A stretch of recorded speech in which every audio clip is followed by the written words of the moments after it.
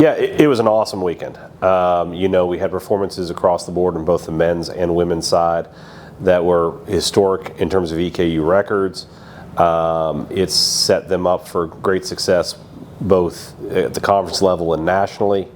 And I think from top to bottom, everyone who was there competed well, competed hard, and really had a great deal of success. Obviously, some of them, rise to the top just because of how fantastic they were in compared to other performances, like Bahia breaking a record that stood since I think 1987 in the women's 1500 meters, Edna running 32:20, and really solidifying herself as one of the best young distance runners in the NCAA. And then obviously on the men's side with Chris winning the steeplechase, Justine running well, it just sort of goes on and on. I think it speaks a lot to the athletes that we have in the sense that, we put the expectation that Raleigh was going to be a meet that we were ready for. We sort of put that expectation on all of our meets this year, and we saw a little bit of it in indoor, like performing significantly better than we have in the past. But this meet, I think, exceeded expectations, and everyone that got on the line was ready to go. Just looking at the numbers of it, we had 3 school records, the 8 top 5 performances all time, but we also had 14 out of 17 PRs. We brought 17 athletes and we walk away with 14 PRs. I think that's a pretty impressive weekend. And even those that didn't have the greatest weekend, they learned from their races, and I think as coaches that's really important. So we can look to 2 weeks from now and be like, all right, this is what we need to do better, and use this training block to propel us forward in that sense. So, I think really you can't ask for something better for March. I'll start and then I'll let Mia jump in. The one thing I'd say that probably gets overlooked when you start talking about her being 4th or 5th, she may have been 4th in the 1500, but she ran in the 14th of 17 sections, and she was by herself the entire time. And that is a very, very difficult thing to do. So I think she has come a long way, and she has, a very, very high ceiling.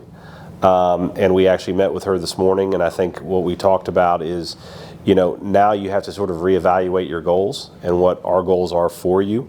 Before she's someone who's never run a NCAA preliminary qualifying time. Now she's someone who's put herself in a conversation where she should be competitive at the NCAA championship in the 1500 and potentially in the 800. So it opens a world of possibilities and a number of doors for her, and we're very excited and very proud for her. Yeah, just piggybacking off of that, she's coming off of a month of fasting, and she's running 4:11 solo, 2:04 to compete for the win against a bunch of pros and girls that have run 2:01, 2:02.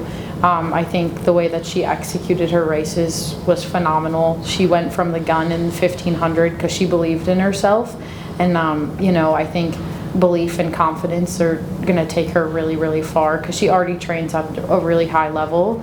And we're going to see some really big things from her, and I think those school records are going to get broken again shortly. Neither of us were surprised. Obviously, Chris is someone who can be competitive for an NCAA championship. He is very talented, he's very dedicated, he's very motivated, and he can put himself in a position to succeed. 8:33 is a fast time for this time of year, and we expect him to continue to progress and to continue to put himself in a position in those big races where he can compete for a win. And that's going to be the same in every competition he's in, particularly, obviously, the target for him is going to be the second week of June in Eugene, Oregon. Chris, he's a character.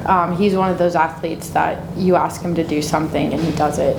He came into EKU with an 8:55 steeplechase PR, and now he's opening in a PR that's over 20 seconds faster. And as coaches, you can't ask for much better than that. I think there's a lot of room for improvement with him and his performance, because this weekend, yes, he walked away with a PR, but I would argue, I think probably you as well, like he didn't look really fluid over the barriers, so it's something to work on, and it's nice to be in that position in March where we're opening as quick as we are and like know that it's not great, if that makes sense. But yeah, I mean, I would continue to encourage him to do exactly what he's doing. The expectations don't change a whole lot. I think they're enhanced for a few individuals, but we have a good group. We know we have a good group. Mia, myself, Brandon, Nico, as a staff, we believe very strongly in every one of the individuals that we have here in the distance and middle distance group. We thought a number of them would put themselves in a position to make an NCAA meet.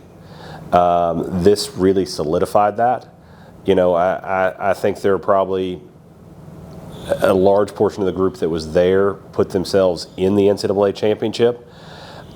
We had one who is going to be a little further down the list, but by virtue of something that wasn't his fault, he got knocked down in the 10K, but still may very well be safe with the time he ran. So, we believe in this group. We think there's more to come. We think they're going to continue to get better as the year progresses. And we're just very excited to see where it all ends, both in Jacksonville, Florida for the NCAA prelims and in Eugene, Oregon for the NCAA championships. I'm just excited. We didn't do anything special for this meet. We're continuing to train hard, and I think with another 4 to 5 weeks of it, we're going to have an even more impressive meet in the end of May. And I'm really proud of the group. I know we're all really proud of them. And we're just going to keep doing what we're doing.